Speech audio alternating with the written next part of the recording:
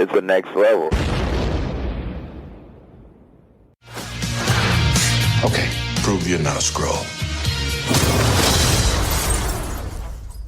That's a photon blast. And? A Skrull cannot do that. I'm just supposed to take your word for that.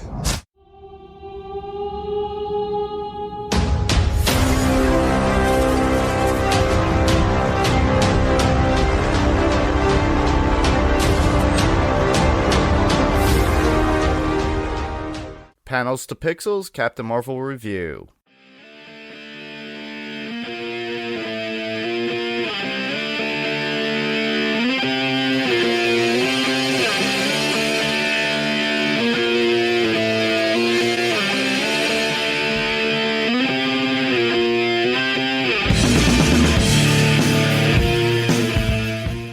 Hey everyone, welcome to the show. I'm Mark. And I'm Steve. And I'm Ben. Yay, Ben's here. Ben's with us. Yay. I'm excited. You guys have been doing this podcast on the network for how long now? And I haven't been a part of it yet. Over a year. Over a year. Yeah. Over a year, man. Wow. Yeah. It's been so long. I've been part of the Next Level family for that long. Wow. I love it. Now it's officially Next Level Network now, right? It's been Next Level Network for a little bit now, but the website has officially changed to the nextlevelnetwork.com. Okay. And the Facebook page has as well. It's facebook.com/the Next Level Network. Okay. That's what I thought. I noticed that a few weeks ago and I was referencing it. I was still saying the radio thing in there. And so when I realized it's still changed, I was like, oh, I better start saying it correctly. You can, so for like previous shows and things like that, if you have, or if you accidentally say nextlevelradioonline.com, it'll still lead you to the website. Okay. So you're still good either way, but the website has changed for next, because we're not radio anymore. So, exactly. It's podcasting. I like it. Yeah. So really, for me, when we started talking about doing this review, the first thing I wanted to do from all the three of us is just get what were your initial thoughts, like before you even saw the film, when you heard they were doing it, or when you started to see previews. What were your initial thoughts about Captain Marvel? For me, I you know what? I was excited. I really was, because I wasn't too familiar with Captain Marvel as a character, but I knew of her and I knew of her strengths and her abilities. So her straight up power. I was very interested to see where they were going to go with it, with doing an origin story that takes place before everything that we know already, and then leading it into where everything is. And I think it played out perfectly the way it happened. And as far as seeing the movie goes, I want to say I liked it, but I can't. I loved it. So much so that I saw it twice. And as I mentioned while we were prepping for this, if I was not on this podcast with you, I would most likely be in a theater right now watching it again. What about you, Mark? Well, I was really jazzed about the idea and couldn't wait for the movie to come out. But I was a sucker.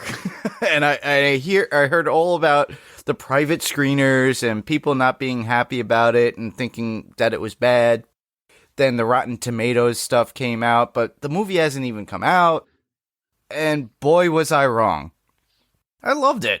I thought it was great. The reviews from real fans were great. It shows that, we can't rely on anything before the movie comes out. Just go on your own and judge for yourself. Rely on your friends who you trust in that enjoy the film and go on what they thought.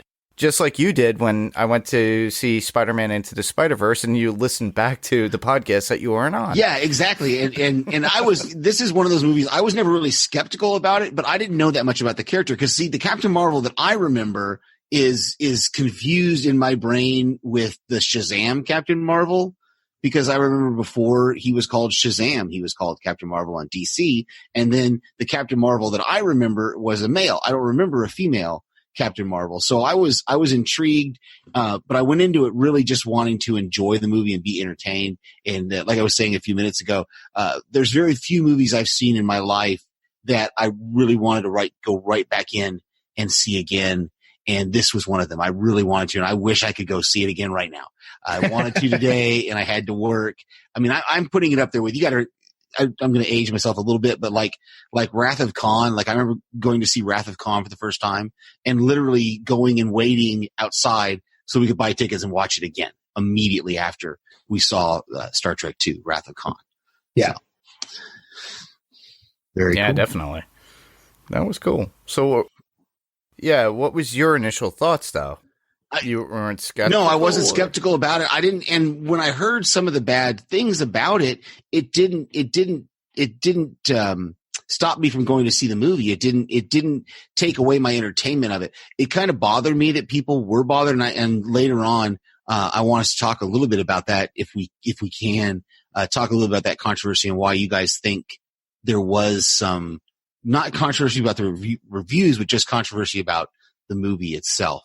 Well, correct me if I'm wrong, but didn't Black Panther also go through something similar to this as well because of the fact that it was an African American lead?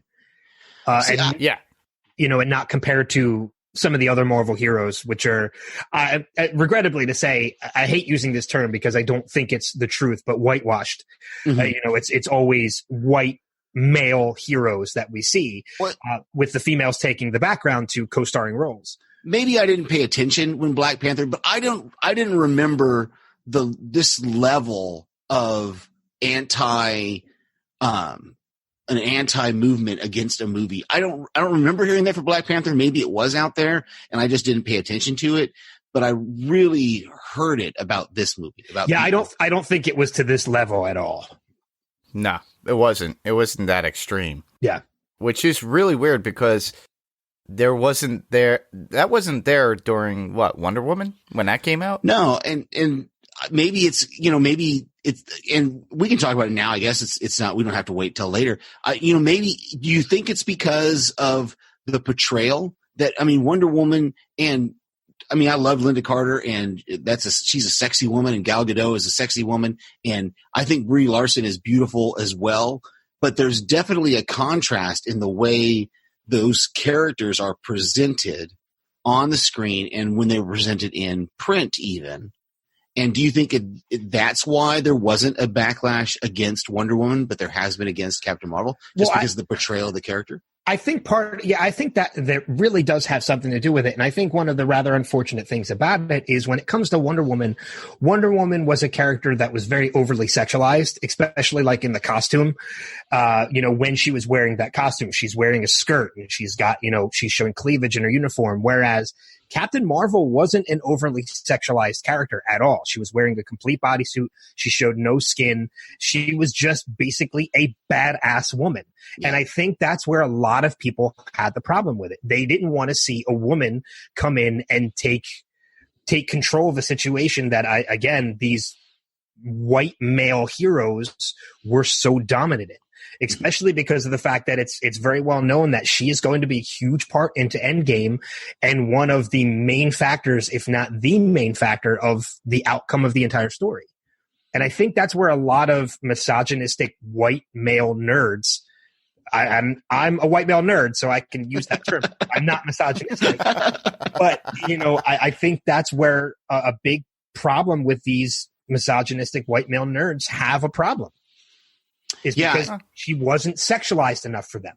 I think I have to agree. I hate to say it. I have to agree with you. No, I don't hate to agree with you, but I hate that is out there. I hate that is even was even a factor with this movie because it shouldn't have been. That should have been the last thing that everybody has had problems with. Like, if you want to have problems with the story, if you want to poke holes in the plot, if you want to have problems with the acting, I'm fine with all that. You can have your opinion, but to just literally out the gate before you even seen the movie, go against it just because of what you just said, because she's not sexualized. Yeah. That bothers me. And you look at some of the other female characters in the Marvel films. You've got Black Widow and you've got Scarlet Witch. Scarlet Witch is not an overly sexualized character, but she's not a lead. So the guys don't have a problem with that. You've got Black Widow, who Black Widow is getting her own film where she is going to be the lead. But when it comes to those characters, she is kind of an overly sexualized character. She's, she wears skin tight outfits that show a lot of cleavage. So people don't have a problem with that, with her being a lead, because she can be sexualized. Yeah. And that's unfortunate in this day and age. That really is what it comes down to. Oh, big time. I did not see it as a whole sexual thing. I saw it as a character, and a character I wanted to see. I really wasn't putting the emphasis on the sex, just on the fact that it was a female lead superhero. No, and that's all it should have been. Well, and the reason why you didn't go into it thinking about the sexualization of the character is because you have dignity. That is true. And you're not a misogynist. So yeah, that's the way people should approach it. Is you go into it based on the character. I agree with you, Steve, when you said like Brie Larson is a beautiful woman. She is. But when it comes to portraying this character, what I loved about it, and I posted this on my Facebook page too, I'm a huge fan of Superman. I grew up a true-blooded Superman fan. But upon my second viewing of Captain Marvel, I walked out and I said, yep, she'll kick his ass. Oh, yeah, and I agreed with you. Because she's just a badass woman. It has got nothing to do with the way she looks or the actress portraying her. The character is just a badass, awesome character.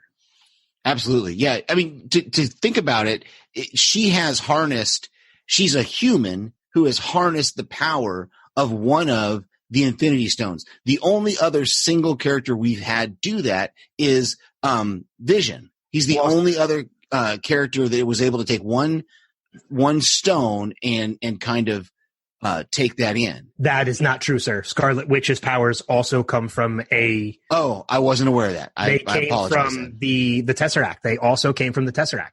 Okay. I wasn't aware of that. I guess I haven't paid close enough attention. Yeah, her and Quicksilver were created at the beginning of, they were teased at the end of, I believe, Thor Dark World. Okay. But they were brought into the fold, and they were created as a point of the Tesseract. But they were brought into Avengers Age of Ultron with their full abilities. That did come, in fact, from... Okay. I never saw Dark World, so that's okay. That's probably why I didn't realize you that. have to. So no, you don't. You really don't. Yeah. Thor. I thought it was entertaining. Look, there hasn't been one Marvel movie part of the MCU that I've disliked, that I've hated. Yeah. I think there are definitely some that are stronger than others, but I haven't hated any of them. Okay, well, so I said corrected then on that, but still, she has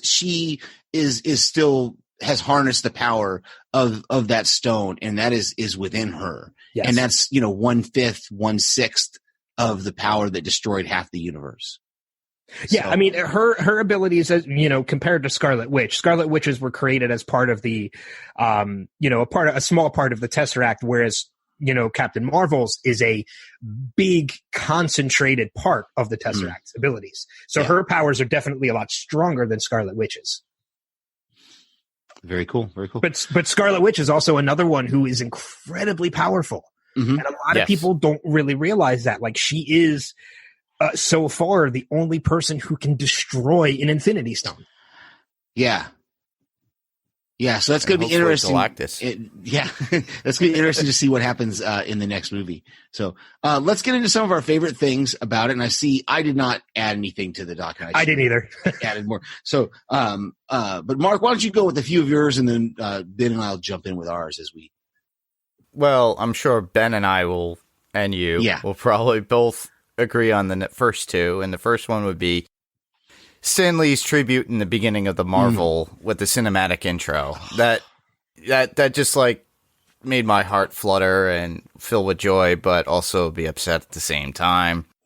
But that to me was a nice, beautiful tribute to a man that's been the big voice for Marvel for all these years. Well, not just a big voice of Marvel, but without him, none of this would exist. Oh, Exactly. Without him, we wouldn't have the Fantastic Four, which we haven't even seen in the Marvel universe. Let's not mention the Fantastic Four. Well, we're not mentioning those movies. to go along with that, though, I totally agree. I mean, I teared up a little bit. I cheered, I clapped, and there was only.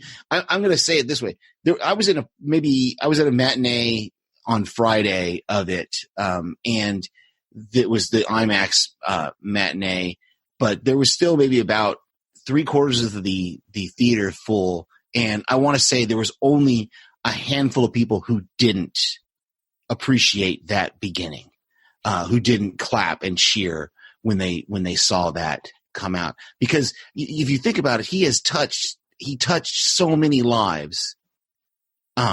No matter what level of fan you are of comics or of the Marvel universe, he was just, a great tribute to him. I loved it. Yeah, I know when I first saw my first viewing of the film, I had no idea that was coming. So it was really brought a smile to my face to see them incorporate him into the opening logo. And then you got the thank you Stan after that, which kind of hit me. Yeah. But I was still very much overcome with the excitement of seeing the film for the first time, that I couldn't really process that too much. My second viewing of the film, however, after the excitement had already diminished because I had seen it, and seeing that tribute again, that was when I got really choked up. Yeah. Because it was upon my second viewing of it that it really hit me what that tribute meant. Yeah. Yeah, I love that. Yeah. And I'll probably get choked up again the next time I see the movie. I'm not going to. I'm sure. Yeah, I'm sure I will. Same here. Yeah, definitely. The next one would be Stan Lee's tribute.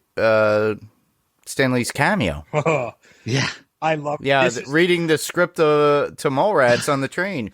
Mallrats came out in 1995. Yeah. That was so cool to see. And again, just like there was only a handful of people that didn't clap at the beginning with the tribute, there was only maybe a handful of people in the theater that I was in that realized the importance of that. I laughed out loud. And people looked at me funny, like they couldn't figure out what it was. And I asked a coworker today who she took her family to go see it, and she didn't know either because she's not a Kevin Smith fan, and so it didn't have the impact on her that it had on some of us. But those of us that are Kevin Smith fans, as soon as we saw that, it was amazing. I loved seeing it. This is easily my favorite of Stan's cameos in any of the Marvel universe. It is easily my favorite, and what made this cameo even better was Kevin's reaction to this. There's a video online of Kevin. It's about 10 minutes long, of Kevin actually talking about what this meant to him, and he mentions about how Kevin Feige actually called him and said, I want to tell you about Stan's cameo in Captain Marvel. And he just thought he was getting a little bit of insight, had no idea it was going to involve him. And just knowing, like, he turned into like a blubbering little boy when he saw it, because as Kevin says, like, he's spent his life referencing the movies, and this is the first time the movies have referenced him. Yeah, exactly. I saw that. I loved that. And knowing that it was Stan, who he was friends with, and Stan's, I think, very first cameo in almost any film, I think, was Mallrats. Was it? No, okay. I'm not sure. No, there was one previous. I don't know the name of it, but it was an shoot movie, but he did make a cameo before that. I was one of his first then. What I liked, what I thought about, and you guys can help me out with this, is this the first cameo where he's been Stan Lee? Yes. Because all the other cameos, he's a character within the film. This is the first time we saw him be Stan Lee. And as soon as you hear the voice, you don't even see the face. It's covered by the script. All you do is you hear the voice and you know exactly what the voice is. And then you see the top of his head and you see the script and you're just like, it brings up a very interesting thing too, is that it now means that Mallrats and the films of Kevin Smith exist in the Marvel universe. That means Kevin Smith exists in the Marvel which means universe. Kevin Smith exists in the Marvel universe, which made Kevin pose the question, did he survive the snap? Which I think is brilliant. I would love to see Kevin Smith take over that role, that cameo role in these. I don't necessarily think it's going to happen, but if it does, Panels to Pixels called it first, everybody. Well, yeah, I would love to see Kevin Smith take over that mantle, but he's been the spokesperson of comics since, well, the inception of all his movies, honestly. Well, I know it's getting a little bit of off topic too, although not really because it's Stan, and Kevin, but for those people that don't know too, Kevin is not just a huge, advocate for comic books and comic book movies and things like that, working with the Flash and stuff with DC and also with Marvel. Kevin is a big reason why Thor Ragnarok turned out the way it did. You guys must not know this, but I do. Kevin actually did a review of Thor: The Dark World, and he mentioned how the movies, the franchise is starting to take itself a little too seriously, and it needs a little bit of levity and things like that. And Chris Hemsworth actually read that review and gave that input to the writers of the film and said, because until Ragnarok, he was actually ready to hang up the hammer and not return. And he said to them, he goes, you need to be writing like this because this guy knows what's going on. And of all the Thor movies, Ragnarok is the only one that I actually own. So, and Ragnarok is the best one of the Thor movies. Oh, it's the most funniest and most action-packed, and you just enjoy it as a whole. But Ragnarok is the kind of movie that it is, mostly in part because of Kevin's review of Thor: The Dark World. And Chris Hemsworth has come out and admitted that. That's cool. And if not for that review that Kevin did, Ragnarok would not have turned out to be the movie that it was. Very nice. Yeah, it was a tweet that he put out there, though. Was it a tweet and not a review? Maybe it was a tweet. I'm not sure. Yeah, it was a tweet. I remember Kevin bringing it up on one of his podcasts, and I thought that was amazing because he goes, Chris Hemsworth knows who I am about me. That is really cool. And Chris said, look, this guy is in the mind of nerds who watch these movies. You need to write like this. And that's what he took to the producers of the film, and that's what they did. Very cool.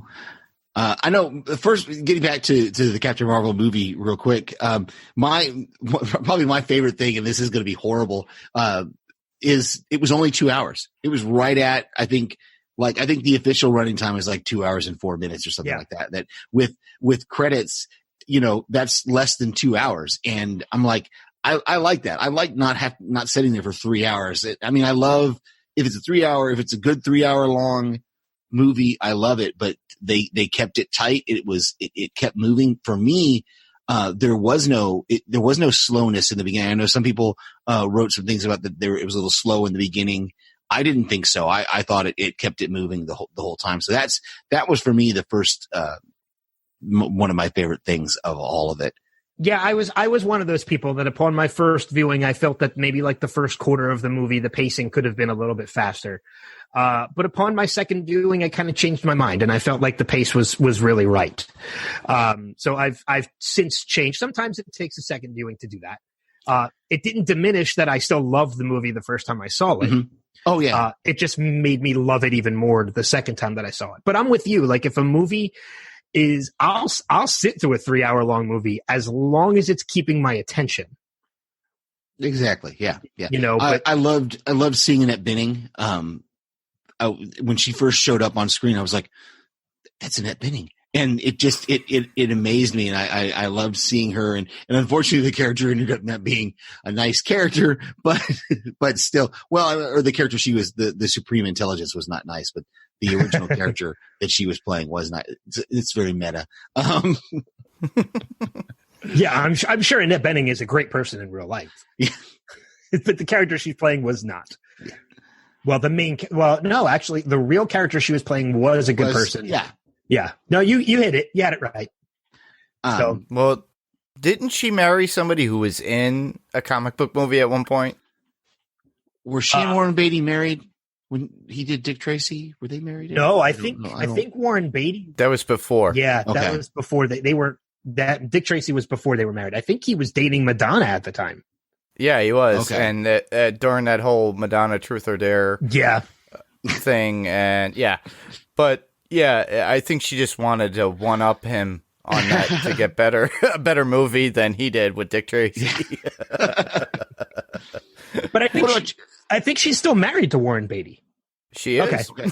There you go. What about you, Ben? What were some of your favorite? We'll get to some more of yours, Mark, here in a second. What about you, Ben? What were some of your favorite things in the movie? That you just... Well, I mean, seeing, and this is really showing my age, but at the same time not. Like the film being set in the 90s was a lot of fun for me because there were so many references, even more so that I recognized the second time around. From people still using payphones, which I don't do that anymore, to when she creates the device, using a Game Boy, Blockbuster Video, seeing some of the movies, which though, I'm sorry, I used to manage a Blockbuster Video. That was a horrible Blockbuster Video because none of the movies on the shelf were in alphabetical order at all. I paid attention to that and that bothered me. I don't know why. I wanted to slap the manager of that Blockbuster Video. And they were not in categories either. I want to bring that up too. Yeah. White stuff was across the aisle from True Lies. No, that did not happen. But yeah, seeing a lot of the 90s references was a lot of fun for me. And one of the other things I really loved, the two other things I'll make mention that I really loved about the movies, the soundtrack was great. From No Doubt to Hole and Nirvana, like it was such a phenomenal soundtrack that they brought a lot of fun to with the movie. But there's a particular scene, and I don't want to spoil too much for anybody who hasn't had the chance to see it, but the train chase scene to me kind of took me out of a Marvel movie just enough that it reminded me of a chase scene from a 90s action film. Yep. Like it felt like something that you would have seen in like Lethal Weapon or Beverly Hills Cop. Like it really put like a 90s action movie feel in particular. And then it went right back to a Marvel movie, which I was fine with. Yeah, I love that whole chasing. I'm a huge fan of Bullet and of The French Connection, and so seeing that chase scene with the car and him watching the train, I love that whole scene of that, and when him figuring out that Coulson, when Coulson calls him on the phone and he realized, or on the radio, and which is another 90s reference right there. Coulson called from a cell phone to Nick Fury's CB radio, so he had to be patched through. But and him realizing that Coulson wasn't Coulson in the car with him was great. Yeah, but just, from the 90s soundtrack to that 90s feel of a chase scene that we got, they were two of probably my favorite elements of this film. Yeah, and I love, just like you said, that was part of my love of the film, about the 90s references and everything. The music was a big tonal. The cars in there, too. If you look at the cars and everything during the chases, definitely about the when they were dealing with the download for the CD. That was great. The only thing we were missing was like a dial-up tone for AOL. Yeah, exactly. Yeah, I know. It did have that, didn't it? I think there was a bit of that. Yeah, that soundtrack in there. The dial-up. Okay, I must have missed it. Thing. I think it was. I might be wrong on that, but I think I did hear that, and I thought I did too. What? So I remember, I grew up in the 80s, but I was in the military in the 90s, so I had those kind of dial-up tone thing where somebody else in the room picks up the phone, and you're like, no, don't pick up the phone. Just ruins your connection. Exactly. I've already been waiting an hour for this picture to download. Now I got to start it over. I'm not going to mention what kind of picture it was. It's a Flurkin. That's right. And you know what? One of the other things that I really enjoyed about this film was just the story in general, because it was one of those things that wasn't what it seemed. Which I don't think has been done in a Marvel film yet. And it brought a lot of heart and emotion to the end of the movie, outside of, just what Carol Danvers stands for, and her friendship and such with, now the character is completely blanking out of my Marvel. No, not Marvel. The human, the other pilot. I can't remember. Oh, Rambo. Yes. Rambo, yeah. But the whole twist with the Skrulls and the Kree I thought was fantastic. To flip the story on its head like that.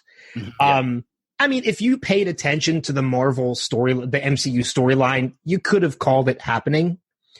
But especially because of the reoccurring characters that we got from another Marvel film that we've already seen. But I loved that story and how it flipped it. And it just brought so much heart to the story that I was a fan. Well, that was like, it wasn't until I came home and I looked up the IMDb, the characters, because I couldn't remember the guy's name, the guy with the little beard, Korath. Korath, yeah. We see him in Guardians of the Galaxy as part of Ronin's Who? army, you know? Yep. Yeah. And so when I saw him in that Kree uniform with those, with Vers and, it's so stupid, that name. Vers of ears. I was so confused. It took me back to Star Trek, the motion picture. yeah, exactly. Yeah. I kept getting confused because, like, wait a minute, he's a bad guy. Why is he part of this? Like, it took me a bit, and so I like that you mentioned that because it was a great twist that it kept me guessing even through the movie, kind of going, wait a minute, Ronan, he's a bad guy. Why are these? Wait, are these good guys? And I was like, oh, wait a minute. I guess they're not good guys. And then you find out, that really both sides are bad, really. To some degree. Yeah. Neither one of them is really great, but one is worse than the other, I guess. Well, they said, I think the head scroll at the time stated that there was sections of the Skrulls and they were part of like a ragtag group that didn't really side with all those others, and that's what they were trying to do. No, I mean, it was basically Talos, who was played by Ben Mendelsohn beautifully, by the way. Oh, yeah. Yes. Yeah. And I love Ben Mendelsohn, especially since Ready Player One. Like, he's just a fantastic actor. But no, it was basically, you're right, the Skrulls' hands were not clean, but they were forced to do what they did because of the Kree. They were basically refugees that were forced to evacuate planets or be killed. And it turned from forced to evacuate into just automatically being killed. The Kree wanted to eliminate them. So everything that they were doing when it came to killing the Kree, it was basically self-defense. It's not right, but it's just this section of the Skrulls are like that, not the entire Skrull. No, they were the only Skrulls that were left. Oh, okay. Now I'm understanding. See, I'm confusing it with the old Marvel storyline with the Skrulls. Yeah, no, in the film, they were basically the last of the Skrulls. Okay. They were the last of their colony of that, yeah. Yeah, Okay. so, I mean, they were the ones that were basically fleeing to just get the hell away from everything. Gotcha. Okay. Yeah, so, but it was, yes, their hands were not clean either, but the Kree's hands were much dirtier. Right. Oh, definitely. Because sure. it was because of the Kree that the Skrulls' hands were dirty in the first place. Right. Mark, you had something else here that I think would be good to discuss. Oh, yeah, seeing how Fury loses his eye. The flirking, scratching him was something that I've been pondering about for a long time due to the ads that Marvel was doing with the posters. We saw that cat all the time. It was made clear that he was an really important thing in the trailers. So I'm like, all right. But people were negating that all the time. And I'm like, and when it happened, I'm like, really? I was right the whole time?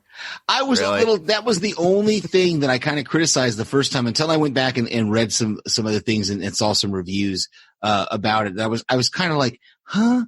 The cat's scratch took out his eye. Come on, guys. You can figure it out. But then when I started reading more about the Flerken and, especially I saw one review online that pointed out, and I don't know which movie it's in, but when Nick Fury is talking to Captain America and he says, the last time I trusted someone, I lost an eye.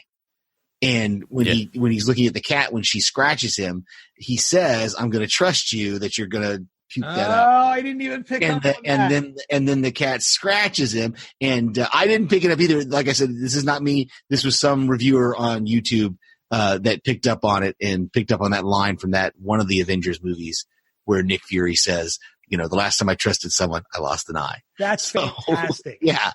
Yeah, that when I saw that, it made it made it even more perfect. And someone else brought up online the fact that why he doesn't choose a glass eye to wear is because he wears that eye patch so that no Skrull could ever mimic him because they don't know what's under the eye patch. I don't know if that's true or not. It would make sense. It makes sense. Yeah.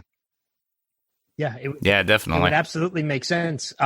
It's funny because as we're talking about this, I'm adding a Goose Funko Pop to my cart on Amazon. Oh, I want to. Oh, which I one? want to get that. It's a Funko Pop Marvel, Captain Marvel, Goose the Cat toy multicolor. Nice. And they also have the Captain Marvel and Nick Fury, young Nick Fury Funko Pops as well. Nice. They did such a good job on that, on younging them, making them look, I don't know, the CGI to make them look younger. Yeah. De-aging. Is that what it is? Well, I mean, and you're right, because, with the exception of, I think this is probably the first time, like we've seen it a number of times throughout other Marvel films. We've gotten younger versions, of Robert Downey Jr. in, Avengers Civil War. We've gotten younger versions of other characters as well. This is the first time I think it's been the entire movie. Yeah. Yeah. They did a short scene of Kurt Russell in, Guardians of the Galaxy. Yes. 2. But yeah, this is the first time that they've had to maintain it through a whole movie. And I think they did a really good job. Yeah, absolutely. So I'm just loving the fact that the whole, the last time I trusted somebody, I lost an eye. I'm going to trust you element. That's brilliant. I love, and I'll get to another one of my favorite things is Nick Fury, is the character, is seeing the character of Nick Fury before he became this bitter, kind of guy who lost an eye. Seeing him kind of have fun with, with Brie Larson there at the beginning when he approaches her at the phone booth, and he's like, yeah, someone was dressed for laser tag. And she's like, oh, I don't think I've seen anybody like that around here. And he tries to walk away and he's like, no, not so fast. So I really liked that, about, that character of Nick Fury, getting to see sort of that side of him that we've never seen before in a Marvel movie was amazing to me. Yeah, he is a little bit more lighthearted, and not as super serious or mistrusting in this film. And it really plays off well because the humor is something else that I absolutely loved, from the film. And the chemistry between him and Brie Larson when it came to that was fantastic. I mean, not just the humor, but through the end, it's one of those reasons as to why when she plays into Endgame, I'm looking forward to the day, to the time when Fury returns, because I want to see what the reaction is going to be. Because, while Fury has been a big element as to putting the Avengers together, he's kind of more their boss. But when it comes to Carol, I think he's more a friend. Mm-hmm. Yes, I feel the same way. Yeah. Yeah. I'm looking forward to that. I think that's going to be a really cool, and it makes total sense that her first 2 words when she comes back would be, where's Fury? Where's Fury? Yeah. Exactly. Those end credits. Yeah. Was, yeah. Yeah. That floored me. I was like, well, you knew it was coming. I mean, you knew there was going to be some kind of end credit scene that was going to tie it to Endgame. But I mean, even though we knew it was something that was going to happen, to be the pager, be the first thing that we see in that end credit, tying it to the end of Infinity War. And then the end of it being, Black Widow turning around and seeing, Brie Larson, seeing Carol, and her only words are, where's Fury? Fade to black. That is a perfect setup for Endgame. Yeah. Yeah. Oh, definitely. I loved seeing Paul Rudd. Was it Paul Rudd who said, hey, that blinky thing is not blinking anymore? No. That was, was that Ruffalo? That was Rhodes. Okay. Yeah. Who said that? And then Ruffalo trying to get the battery back working on it again. And, it was just really good. Yeah. Please send it again. Yeah. That's what they were saying. Seeing all those that end credit. And I did not actually see, unfortunately, I felt bad. I had to go to the bathroom. So I got up and I actually missed the puking up of the Tesseract. But I'm glad they got that there at the end, because that explains, where we're going to see how the Tesseract got where it is, because it has had quite a it has the most interesting timeline of any of the Infinity Stones. Yeah, exactly. Right. It's the one Infinity Stone we've seen more than any. Yeah, not even the Power Stone. Mm-hmm. Yeah, exactly. Yeah. But, going back to the whole, Rhodey saying about the Blinky thing and, seeing Captain Marvel, it begs a big question that I've seen online from the previous Avengers trailer, Endgame trailer that we saw, not the most recent one.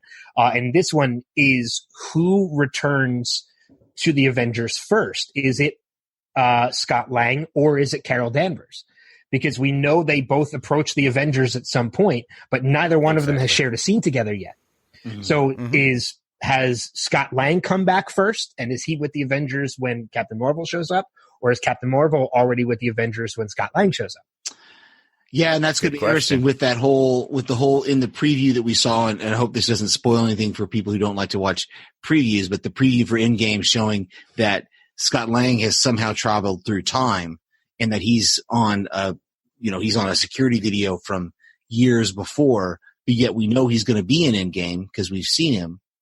We know is that security footage from years before? That's what they said. It shows 1985, but that's a speculation. It could just be a call number. Yeah. We don't know. It could be. I brought that up previously because if you look at the road, it looks disheveled in comparison to where there's asphalt on the road to lead up to the headquarters. So we don't know exactly what had happened. Is he able to flow through time just like he was before? Or did he just show up and everything was devastated? We don't know. Yeah, I don't know. We'll see. We'll find out. But I think you make a good point, Ben, of who's going to come back first. And we know that it's got to happen fairly early in the movie because they're still talking about all the missing. But you know what, though? I think we're going to get I think this movie's going to jumpstart. I really do. I think we're going to get maybe a 15 to 20 minute, somber moments of them dealing with everybody. And then I think this movie is going to go right into it. And I think. And it's going to be 3 hours. And it's going to, but you know what, though? It's going to be nonstop.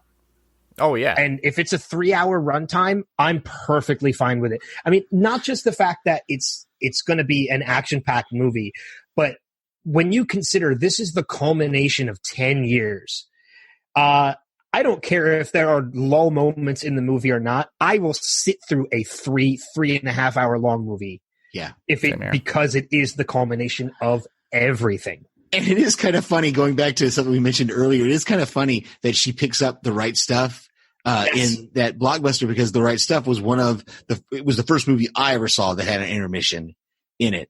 Because I'm going to age myself again. I went and saw The Right Stuff in the movie theater when I was however old I was. And I remember having to go out to the lobby to call my mom and tell her the movie is longer than what we thought. It's got an intermission. You can't pick us up until X time or whatever it was. And my mom going, okay, all right. And then having to come, I think I was 12 or 13 or something like that when we went and saw this, the Right Stuff, and getting that intermission in the middle of it was like, what? Well, Endgame's not going to have an intermission, is it? They've joked about it. They've teased about it so that they might have it. I don't want it. I really don't. I don't want an intermission. I don't think they need it. I think audiences today can go the full. I mean, didn't Hateful Eight have an intermission? But he just did that just because it was kind of an old timey. Well, no, not Hateful Eight. It was oh God, what is it? It was Death Proof and Planet Terror. Quentin Tarantino. I think Hateful Eight had one also. Did it? I didn't see Hateful Eight in theaters, so it's. I think Hateful Eight did have an intermission, but it wasn't because it was 3 hours. It was because Grindhouse. The Grindhouse one did also, but that was actually 2 movies put together. Yes, yeah, right. But whereas Hateful Eight, I think Hateful Eight had one because it actually, when it first went out, it actually was out on film. It wasn't a digital projection. They actually were going to have to change reels. Okay. And stuff for it. Oh, I believe that. I could be wrong on that, but I do know it had intermission because I went and saw that at the theater. Okay. All right. Makes sense. That's one I didn't see in theaters. Mainly because I know we're getting off topic, but I was kind of turned off by Django because I fell asleep during Django. I hadn't seen Django, so I didn't. I will say I'm not a big fan of Hateful Eight either, but at that time I hadn't seen Django yet. I liked Hateful Eight. Because I fell asleep during Django, I was like, no, I'll wait and watch Hateful Eight at home. Yeah, just in case. Yeah, and I did that. I did the same thing too. And because the funny thing is, I fell asleep during Hateful Eight for like a good half hour, and when I woke up, didn't miss a goddamn thing. Oh, you mean Django? Django. Or during Django, yeah. Yeah. I can see that. I woke up like a half hour later, didn't miss anything. Yeah. Okay. Well, back on topic. Yeah. You guys got anything else from favorite things of the Captain Marvel movie that we haven't brought up yet? Well, the only one thing I would have, because we covered everything else that I had left, would be Project Pegasus being brought up in the MCU. Yeah. That was proper in the comic. It was originally a prison for super beings and used for testing in comics. Actually, that's where Deathlock came from. But they're using him in I think it's past that now. I haven't been watching Agents of S.H.I.E.L.D. in a long time. But they had him in Agents of S.H.I.E.L.D. for a while. But this Project Pegasus has been in the MCU. We just haven't. It hasn't been on the forefront. They've talked about it. We've seen it in the background of. In fact, in that same video that I was referencing that talked about the trusting thing, there's a scene in one of the Iron Man movies where Tony Stark is running down all the information he wants, and he says Project Pegasus. Exactly. Yeah, they just mentioned it, but this is the first time we saw like a presence. Oh yeah, up front. This is the first time we've actually seen what was going on and who was involved and that kind of stuff. Exactly. The only thing that I could bring up that would be interesting would be the fact that Captain Marvel was actually filmed after they finished Endgame. Yes. And before they started doing reshoots. Oh, okay. I didn't know that. So, yeah, it was an interesting fact because they weren't sure of what they were going to do with Carol Danvers in Endgame because they weren't sure if they were going to make her the ultimate takedown or just somebody who's going to be part of the takedown. Huh. Interesting. Well, I think, because I'm hearing different things in that there are one of two key players when it comes to stopping everything in Endgame. Carol Danvers being one of them. The other one actually being Scott Lang. Who is going to be playing a big part of it because of his ability to time travel in the quantum realm. Yeah. So it's going to play out. I wouldn't be surprised if it's equal. It's going to take both of them to pull it off. But yeah, as you mentioned, Captain Marvel being filmed after Endgame, while we are still going to get one more Stan Lee cameo in Endgame, in truth, this one that we got in Captain Marvel was the final one he filmed. Oh, okay. Yeah, that's what I heard as well. Okay. Yeah, that makes sense. Because from what I understand is he was actually very weak at the time he filmed this one, and it was only a couple months later that he passed. Oh, okay. Okay. So this was the one. It's not going to be the last time we see him, but it was the final one he filmed. Yes. So the only other thing I want to bring up, and it was something that kind of came to my mind upon the second time viewing, and I want to get your opinion on it because I haven't read into this or anything, and I haven't looked into it any further. But the jet that they take from Project Pegasus and they use to go into space and such, is this or is this not an early version of what will become the Avengers Quinjet? Yes. Okay, that's what I thought, but I didn't. It's never called a Quinjet, and the look does look a little different to the Quinjet that we see in Avengers Endgame. But I think it is very similar to the one we see in the first Avengers. Yes, it looks very similar. Yeah, I think you're right. Now that you mention it, I hadn't thought about it before, but now that you mention it, I think that makes a lot of sense too. That it would have been coming from Project Pegasus, and it would have been involved in that, especially if Fury actually does name it the Avengers Initiative after, which we hadn't brought that up yet, but I thought that was a really cool kind of Easter egg there that Carol Danvers, her call sign was Avenger. And it seems like that's what Fury, because he started to have the Protector initiative, and he's going to change it to the Avenger. Oh, I'm pretty sure that's exactly what it is. So I think that's really, really cool that we get to see the origin of that for the MCU anyway, of where that Avengers came from, because that makes a lot of sense. I love that. Yeah, because I'm glad I'm glad that is the case, because again, that was something I picked up on the second view when I saw the jet, and I was like, wow, that looks a little like an early Quinjet, and so apparently that's what it is. It's an early vision before it becomes the Quinjet. And why Stark really has a little hatred towards other people doing other things that he does. Yes. So we had one piece of feedback that I pulled out. I know we had some other people say that they were going to give some feedback, but I didn't see it. The only feedback that I really found was we got from Jason, and this is what Jason said. He said, I really wanted to love it because I liked the message, but I thought the plot was choppy. Carol's character not developed well. The chemistry between Carol and Fury felt forced. I didn't like how they handled the Skrulls, though thought Brie Larson's delivery was kind of weird a lot of the time, and I loved her in Room and thought most of the jokes weren't funny. One of my least favorite Marvel movies. I didn't hate it, though. Had some good moments, better than Batman versus Superman. Well, that's not saying a lot. No, that's not saying a lot. And I would say the only thing I would say to Jason is I respect your opinion, sir, and go see it again. I don't think I don't think the plot was choppy. I thought the plot was really well developed through the movie. I thought Carol and Fury had some great chemistry, as Ben, you've already said that yourself. I think her delivery, her actor, the way she portrayed the character may have felt a little forced because she was portraying a character who is suddenly finding out that her memories are not what she thought they were. And so I think if it came across as forced, it didn't look that way to me. It didn't seem that way to me, but I could see how she was playing it that way, of she's suddenly been pushed into this sudden part, this thing where she doesn't know what's real and what's not. I mean, I just like the fact that Jason's feedback, and I love Jason, so Jason, no offense to you at all if you listen to this, but when he says like, oh, the delivery was weird and the jokes weren't funny, I didn't hate it though. Really? Because it kind of sounds like you did. Yeah. I thought the jokes were funny. I loved the humor in it. It was probably one of my favorite things.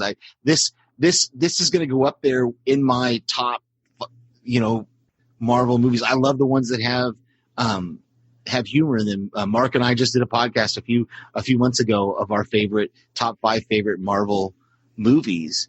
And, for me, the ones that have the humor and the Guardians ones are some of my favorites. So. Well, I mean, in particular, just like as an example of the great chemistry and the humor that's in the movie is when, Carol and Fury, not Nicholas, are sitting at a table, questioning each other to find out that they're not a Skrull. And when he turns to her and says, okay, you need to prove it now, and she fires a photon blast at the jukebox, the fact that Fury never even turns around to look at the jukebox, and his reaction is, and? Girls can't do that. Girls can't do that. That scene sticks out in my head because it's brilliant. I absolutely love it.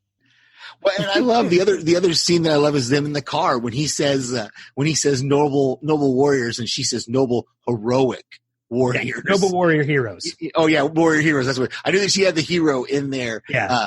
Very, very pointedly, she had the hero thing in there because. I thought they were great together, and I can't I'm with you. I'm more and more excited to see what she's going to think of bald, one-eyed Fury. Can you fly this thing? I don't know. Maybe. Yes or no question. I guess I can. Yes, I can. Yeah. Well, the best I think was when they were interrogating her and trying to go through her mind. She escapes, and then she's running around. She's barefoot, and then she realizes, "Oh crap! I got to go get my boots." Yeah. I just that fight scene between her and Ben Mendelsohn is really great when she fights the Supreme Intelligence. When she takes the inhibitor off, is a great scene. And we realize that when she figures out that you guys are the ones who've been limiting my power. I'm not going to let you limit my power anymore. And then, I choked up a little bit because I had started to think about it every time they showed a flashback of her, but we see her get up, and then you go back to all the flashbacks and they focus in on the point that she gets up after all of those falls. I compare that scene, and you're right. That is such a moving scene of her getting up from all those falls and then fighting the Supreme Intelligence. I put that scene in comparison to the No Man's Land scene in Wonder Woman. Mm. It is such a powerful scene, and it's like I didn't get choked up, but man, the chills and the goosebumps I had from her getting up, fighting back, saying, "I've been fighting with one hand tied behind my back," and then like her just completely flaming up. No reference to Human Torch, but like seeing that, and then just the fact that from that point on, every fight scene that she has, she's having fun with it. Yeah. Like she's like, I was waiting, and like just seeing her sitting up on the railing, dangling her legs with a lunchbox, with a Fonzie lunchbox in her hand, like was just so much fun. Oh yeah. Yeah. And there's one part of the movie that really made me smile, but I wish it went on longer, is when she learned to fly on her own. Her falling from the sky, coming down, and she just gets absorbed and just shoots out like a star. Yeah. Yeah. Yeah. And people, I saw something online that people thought it was a goof at the end that she doesn't put her helmet on when she's outside of the spaceship. And I think it's because she doesn't need her helmet anymore at that point. I think you're right. I don't think she needs it anymore. She's the hair is flowing behind her, and she's like, I don't need that. I'm just going to go. I'm part of space, But yeah, there's so many of those cool little moments. From the moment when she's like just shooting all the ships out of the sky when the accusers are there, and she just happens to fly in front of the one, she puts her fists together, like she punches her palm, and it sends out that big burst, and you just see Ronan turn to the other accuser like, oh crap. Yeah. Oh, we're leaving. Yep. We'll be back, but we're going to leave. Back to the portals. And what's cool about that scene, though, is you look at Lee Pace. He actually looks very, very young. They made him look younger, specifically for the role for that scene. It does pose a question, though, and I'm curious as to your opinion. Is when Ronan the Accuser leaves and he says we'll be back for the weapon, and he's referring to Carol this time. The next time we see Ronan is in Guardians of the Galaxy, and he is defeated. Do we think that a Captain Marvel sequel could still take place could still be in the past, and could take place before all the events of the Infinity War? I think so, because it's going to be part of her development.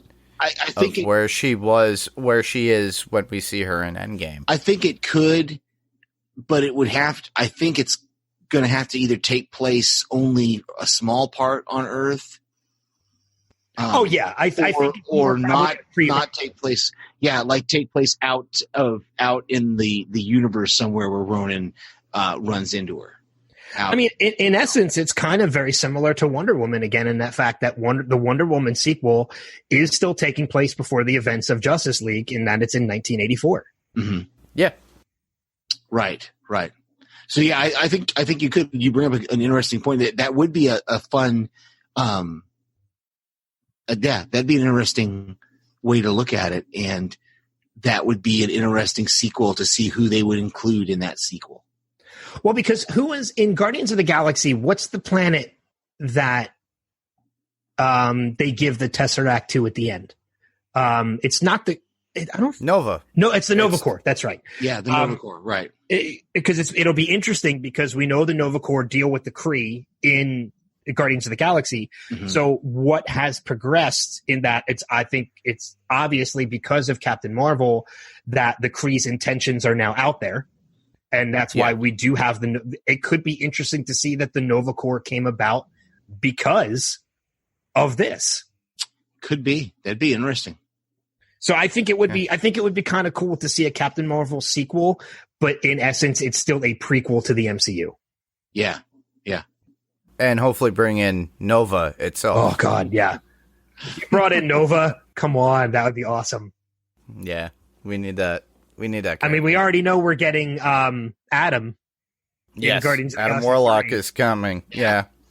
But yeah, to bring in Nova would be kind of cool too, which again would kind of explain the now existence of the Nova Corps. Well, the Nova Corps is not there anymore, as we found out in Infinity War. But it could be an interesting twist to see how they came about. But yeah, and there's that was another thing that was in that video was they talked about the fact that when they could include the Guardians of the Galaxy in that, because remember when he's talking about his scars, he says a Kree girl did this to me. Quill does. Yes. One of his scars came from a Kree girl that he was with. And there was speculation in this video that it could be Captain Marvel because him thinking that she's a Kree, but not realizing that she's not a Kree, that she's just it could also be Minerva. Or it could have been Minerva. It could have been Marvel. Who knows? Oh God. Maybe not Marvel, but I don't think it was Marvel. I think it would be a nice little twist if you found out it was Minerva. yeah. Yeah, definitely. So, but yeah, the movie's just a lot of fun, and talking about it, I wish I could have seen it again today. It makes me want to see it again more. So I think Monday I'm going to be hitting the theaters again to go see very it. cool. Well, so we've got some other notes here of things we want to bring up. So we got comic talk, actually. Yeah. And Ben, you found out today and shared that James Gunn has been reinstated to the Guardians of the Galaxy 3. I'm so happy about this. This was such a misstep in Disney's case to take him out because of something that he had done years ago and apologized for already because of this. I understand Disney's stance, in being a family entertainment company and wanting to distance themselves from that. But I mean, when you have people that are boycotting Guardians of the Galaxy because James Gunn is no longer there, you have actors from the movie who no longer want to take part in it. You had a number of them saying, well, if you're not at least going to use his script, we're not coming back. Yeah. For Disney to do this and out of the blue, like it wasn't even like we got word of Disney's in talks to reinstate James Gunn. It came out of nowhere. And it was such a surprise, but it was such a fantastic surprise. Yeah. That I'm like, to me, and I put it this way when I posted it in one of the spots that I put, because I posted it in a couple different spots. But I posted it in one, and it really speaks true. The heart of Guardians of the Galaxy has been put back. Yes. Yeah, absolutely. I agree completely. I totally agree. Yeah. Because he is the heart of that movie. The cast is fantastic, and the cast following his lead gives that even more heart and add to that heart. But he was the one that went to bat for this franchise and got this franchise started. Without James Gunn, there would be no Guardians of the Galaxy films. Yeah. So for you to do the injustice that you did to him, Disney, and kick him out was a big misstep that pissed off a lot of people, but thankfully they've done right. They've corrected it. And not only is he back to Guardians of the Galaxy 3, but he is still signed on as director for Suicide Squad. Nice. Yeah. Well, he can't do Guardians 3 until he finishes Suicide Squad. Yes. So. And Suicide Squad, I think, is going to production relatively soon.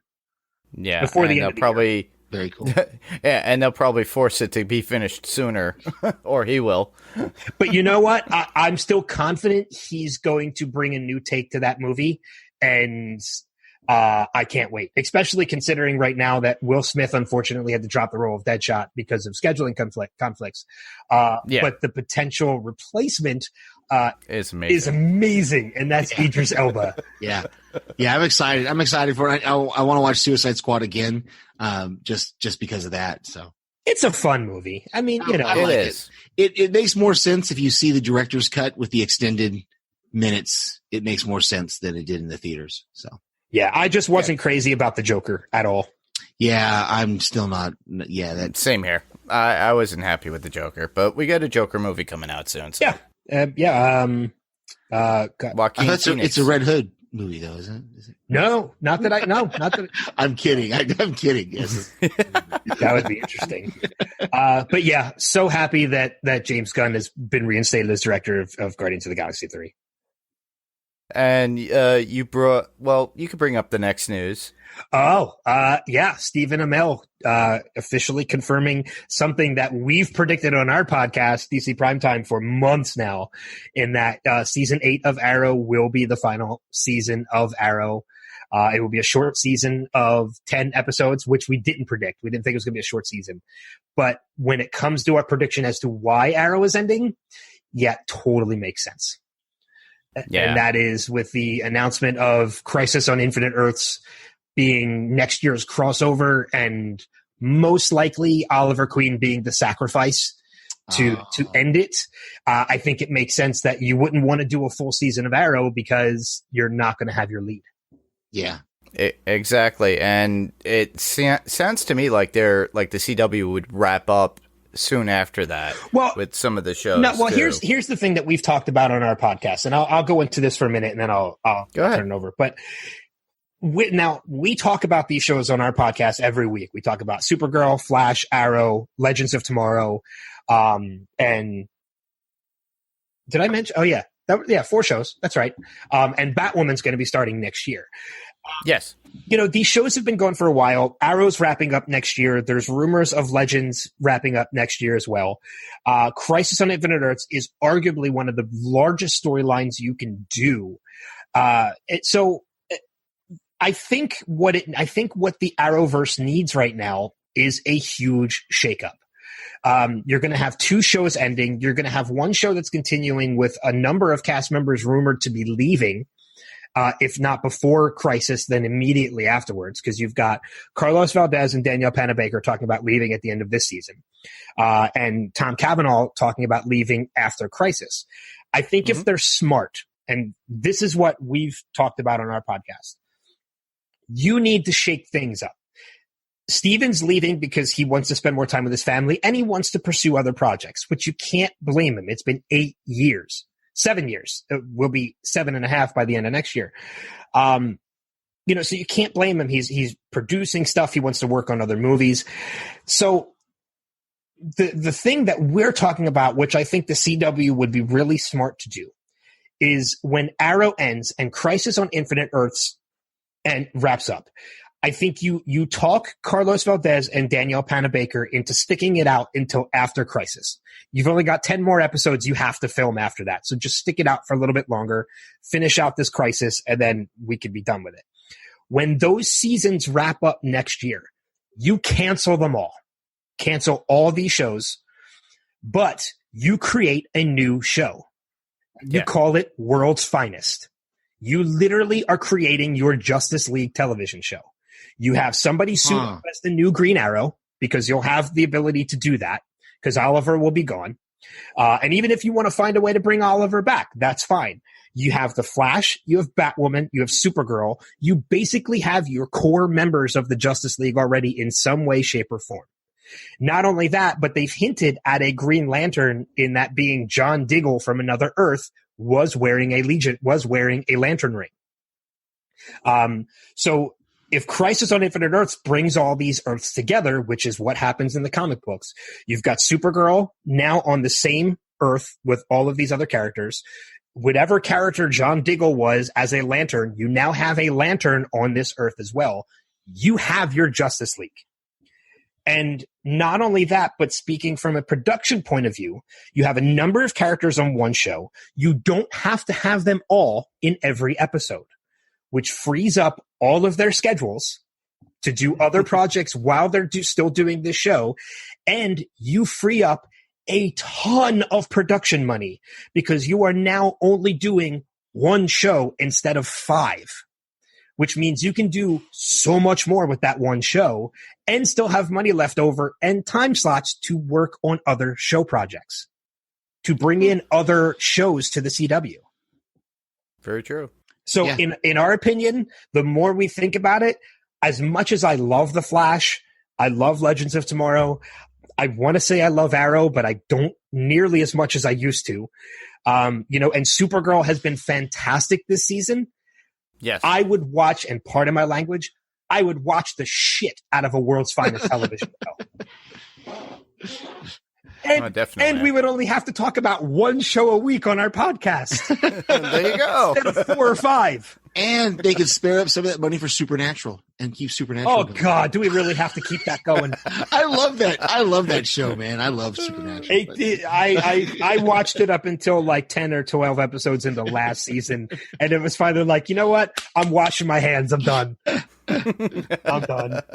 How many times can Dean die? Seriously. Yeah, I won't hold it against you. I still like it. So, but this isn't a Supernatural show, though. Okay. Yes.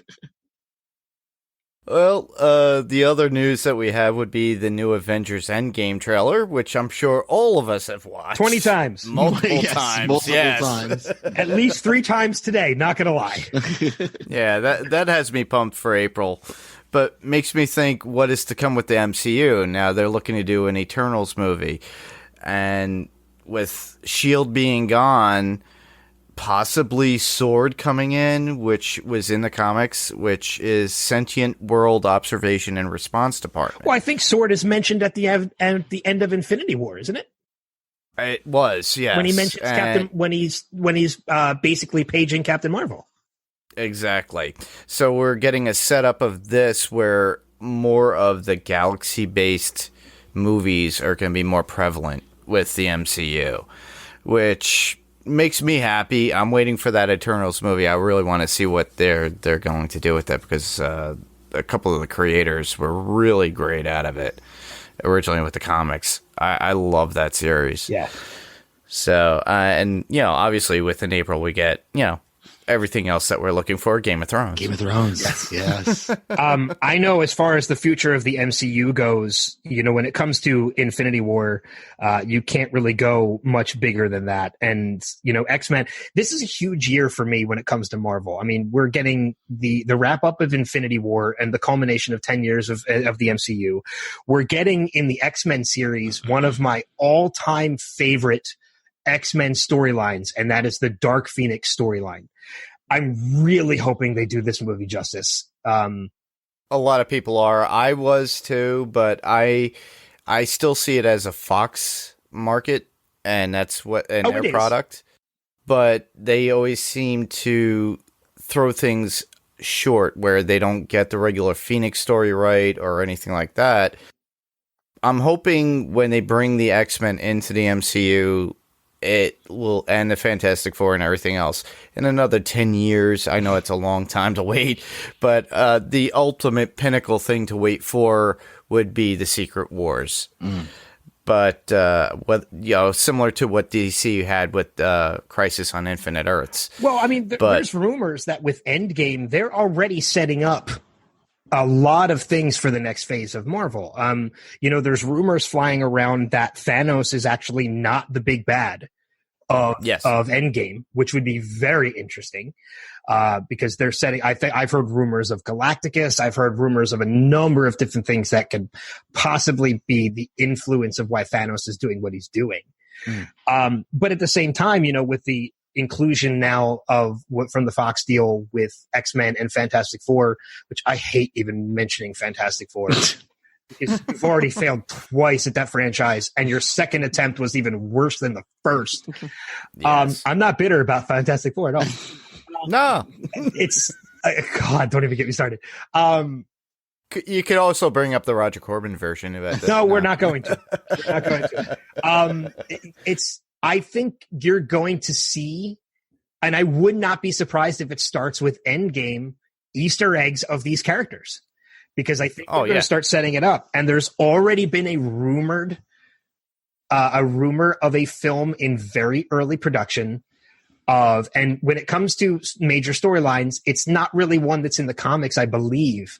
But if they could create their own story around it of a Avengers versus X-Men film, bring it, please. Yeah. I mean, I know it's you're going to have to recast Wolverine, but I don't. A lot of people. Yeah. But yeah, there's so much to look forward to in this new phase, because pretty much Endgame is going to be the end game of this phase that Marvel has, and they're going to start a whole new one. And from what we all know, it's, this new phase started with Iron Man. Oh, it did. Yeah. Yeah. So I just hope they don't get rid of him, or we know somebody's going to be gone, but we don't know who. You know what though? I'm starting to question that because, Chris Evans has said that he would continue playing the character, even though his contract expired. He has come out and said he did initially come out and say goodbye to the character. And then he kind of backtracked and said, well, I might do more. Hemsworth has already said he'd do more. I wouldn't be surprised if there are no deaths in this.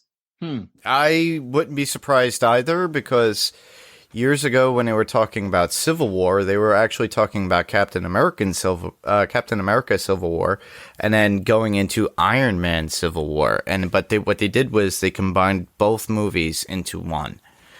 And because it was negotiations with RDJ. Yeah. And he negotiated with Marvel Disney and got to a point where he has his points and where he makes his money from particular films where he is prominent in those films, but it's not centered around him.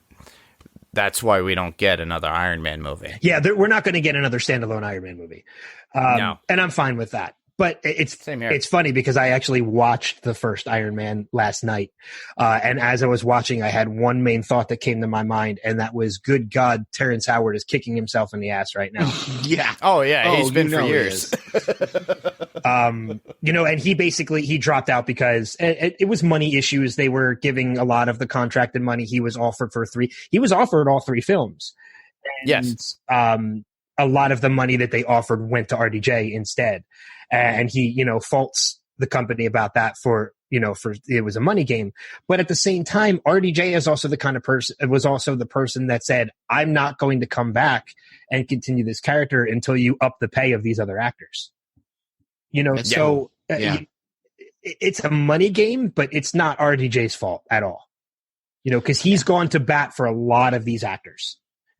He was actually not going to be in the first Avengers. Because that's what it was. He said, I'm not coming back. I'm not signing until you pay these actors more. Yeah, he stood up for people, probably because he saw what had happened with Terrence Howard. Yeah. So very cool. But yeah, he must be kicking himself in the ass right now, which makes me laugh. But you know what though? Watching them, Don Cheadle's so much better at Rhodes. Yeah. I've always loved Don Cheadle. Yeah, he's a better Rhodey.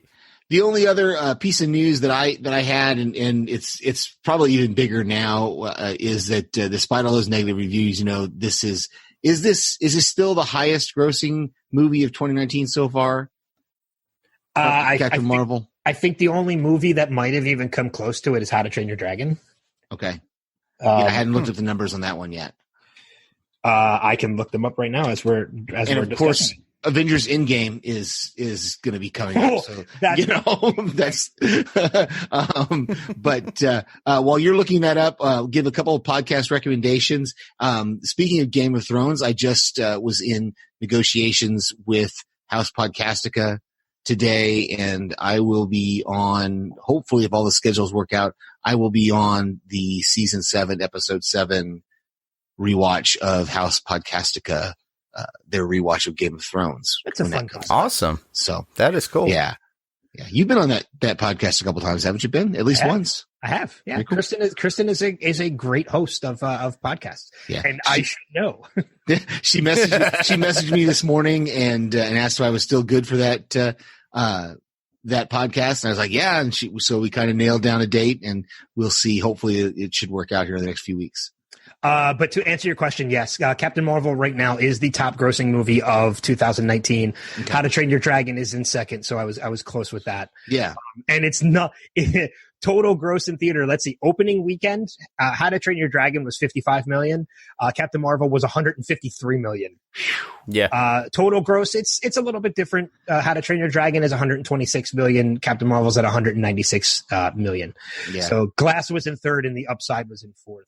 Yeah. But we have to remember, as you mentioned, Endgame comes out next month. Holy crap, it's next month. I know. Yes, and they're going to coincide, and they'll still be in the theaters too at the same time. Yeah, and I guarantee you there will probably be a number of theaters that will do double features. I wouldn't be surprised. Yeah, I wouldn't be surprised. I'm sure somebody will run that. You know what they did with Infinity War was a couple theaters here ran like the whole all 20 movies or whatever it was. They did it here in Philly too. You know, and I'm like, that's just crazy. I don't know. I would not be surprised if there are theaters that will do Infinity War, Captain Marvel, and then Endgame. That would be a cool way to do it. Yeah. But that is perfect. We also have to remember, on top of Endgame, Star Wars Episode 9 happens this year too. Wow. Yes. This is a huge year for films. And again, Star Wars Episode 9 is like Endgame, the culmination of a story. Mm-hmm. Mm-hmm. It is the final chapter. So it's a huge year. It's going to be interesting to see. I think Endgame is definitely going to be Captain Marvel. But it's going to be interesting to see which one. I'm putting my money on Endgame. I think Endgame's going to beat Star Wars too. I think so. I think you're right. I think Disney's going to put a lot more into it because that's a franchise that's going to keep going. Whereas Star Wars, it has some other planned movies coming out, but I think you're right. I wouldn't be surprised if Avengers overshadows Star Wars this year. And hey, Disney owns them both. Yay! What?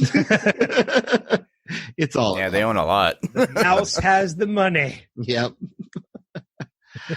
Well, as we wind down here, we've got some housekeeping things to do, as Ben calls it on his podcasts. To submit any of your feedback to us, you can submit your theories and feedback to our Facebook group, which is www.facebook.com/panelstopixels, or you can email us at panelstopixels1@gmail.com. And what about you, Ben? I was going to say, we don't call them housekeeping. We call them cheap plugs. Cheap plugs. Okay. Somebody calls them housekeeping. Somebody calls it housekeeping. Cheap plugs. Or cheap pops. It's a House Podcastica that calls it housekeeping? Might be. I'm not sure. It might be I can't remember. I listen to so many podcasts. But I just want to wrap up my portion of this by saying I'm so happy that you guys are still part of the Next Level Network. I love having you guys on the network. I'm excited that I finally got to do a podcast with you guys, and I hope you guys have a long period of time with the network. Well, I thank you for it as well. Yeah, thank you. But can I plug some of mine real quick? Absolutely, please. Yes. The Spotlight, the Spotlight with Ben Beck, which is my celebrity interview podcast, in which I get to talk to a lot of people in the entertainment industry, which is a lot of fun. And I'm so excited because I've kind of taken a break from it for a while, but I'm starting to get a lot of nibbles on the line for a bunch of people that potentially are going to be on the podcast in the upcoming months. I already have Robert Paulson confirmed for May, which, if you're not familiar with him, is a voice actor from our childhood. Talk about the 90s. Animaniacs, Pinky and the Brain, Teenage Mutant Ninja Turtles. Like, he's just, if you watched any of these cartoons, you have heard Rob Paulson's voice. So I'm super excited. I'm also in talks right now about just a couple other names: David Hasselhoff, Henry Winkler. The Hoff is going to be great. I can't wait to hear that interview. David Hasselhoff, Henry Winkler, Scott Grimes from the Orville. It's shaping up to be a good year for interviews, and I can't wait. Okay, I can give you a piece of trivia for Henry Winkler to see if he remembers. He should. Okay. But a few years ago on the Jim Rome Show, which is a sports radio show, he came up and he actually won a Listener's Choice Award from the Jim Rome podcast, or for the Jim Rome radio show from several years ago. That there was a whole thing that went like through several days on Jim Rome's radio show, and he finally did call up and actually called up the Jim Rome Show and got involved in it. And I don't know if they've still stayed in contact or not, but that would be an interesting piece. That'd be pretty cool to talk about.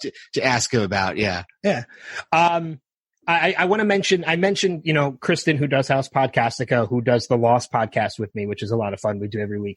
But, being Panels to Pixels and being about comic books, I talked a little bit about DC Primetime, which we talk about all the DC shows.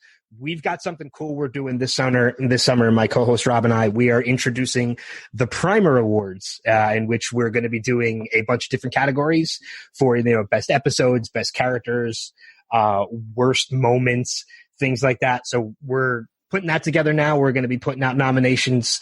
We're going to be putting out suggestions to the listeners to give us stuff to nominate, and then we're going to put it out to the listeners to vote. So look for the Primer Awards coming this summer. And if you want to check that out, facebook.com/DC Primetime is the best way to do it. Awesome. Cool. So, How about you, Mark? Where can other people hear you? not only do I do this, I actually am on another podcast called The Walking Dead Talk Through with Brian Malosh on Golden Spiral Media. So we're in towards the end of The Walking Dead season 9. So we're almost about to finish up this season soon. I'm excited. I like Walking Dead.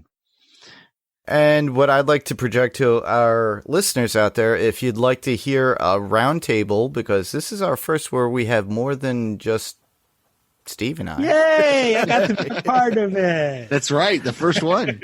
So I was thinking for Endgame, we could actually do a roundtable. So if you want to come back, we could have a few other people that we are friends with and come on. No, I'm just kidding. Yeah, I would come back to that.